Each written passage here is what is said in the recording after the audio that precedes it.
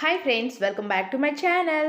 అందరూ ఎలా ఉన్నారు? ఐ హోప్ మీరందరూ బాగుండాలని మనస్ఫూర్తిగా కోరుకుంటున్నాను. సో ఈ రోజు వీడియో వచ్చి ప్రతి ఇంట్లో కూడా బాత్రూమ్స్ అనేవి యూజ్ చేస్తారు కదండి. సో బాత్రూమ్స్ నుంచి బ్యాడ్ స్మెల్ అనేది వస్తుంది. మనం లిక్విడ్స్ ఏమైనా యూజ్ చేయాలి అంటే వాటికి కాస్ట్ అనేది చాలా ఎక్కువగా ఉంటుంది. సో ఎలాంటి ఖర్చు కూడా లేకుండా, అంటే పైసా ఖర్చు లేకుండా మనం ఇంట్లోనే మ్యాజిక్ లిక్విడ్ అనేది ప్రిపేర్ చేసుకోవచ్చు.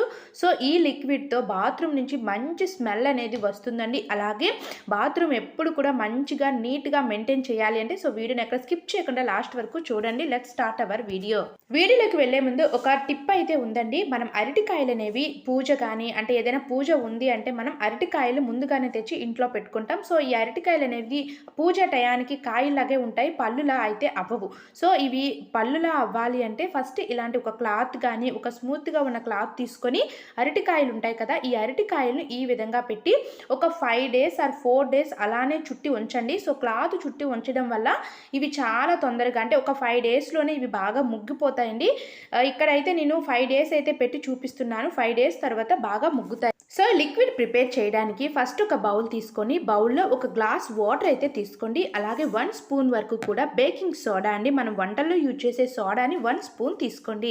నెక్స్ట్ వచ్చి కంఫర్ట్, మీ దగ్గర ఏ ఫ్లేవర్ ఉంటే ఆ ఫ్లేవర్ కంఫర్ట్ అనేది తీసుకోండి. ఇక్కడ నేను 3 రూపీస్ ప్యాకెట్ ఉంటుంది కదా, సో ఈ ప్యాకెట్ మొత్తాన్ని కూడా ఈ 1 గ్లాస్ వాటర్లో వేసేసాను. సో ఈ రెండింటిని కూడా బాగా మిక్స్ చేయండి. ఇందులో వేసే ఇంగ్రీడియంట్స్ ముఖ్యంగా మనకి బేకింగ్ సోడా అనేది క్లీనింగ్ పర్పస్కి చాలా బాగా యూజ్ అవుతుంది. కంఫర్ట్ అనేది మంచి స్మెల్ రావడానికి చాలా బాగా యూజ్ అవుతుందండి.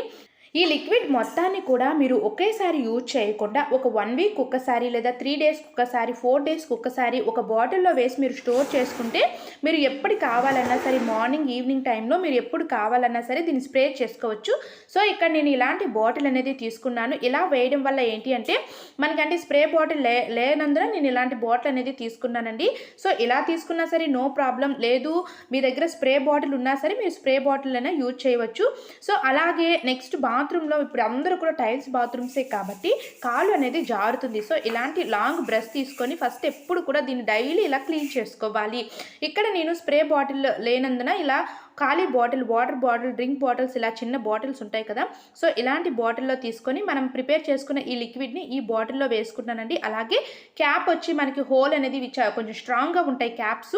మనం స్టవ్ వెలిగించి కొంచెం చాకుని హీట్ చేసి ఆ యొక్క క్యాప్ పైన పెట్టామనుకోండి మనకి హోల్ అనేది ఇలా పడుతుంది. సో ఇప్పుడు దీంతో మనం బాత్రూంలో ఈ యొక్క లిక్విడ్ని ఇలా స్ప్రెడ్ చేసుకోవచ్చు.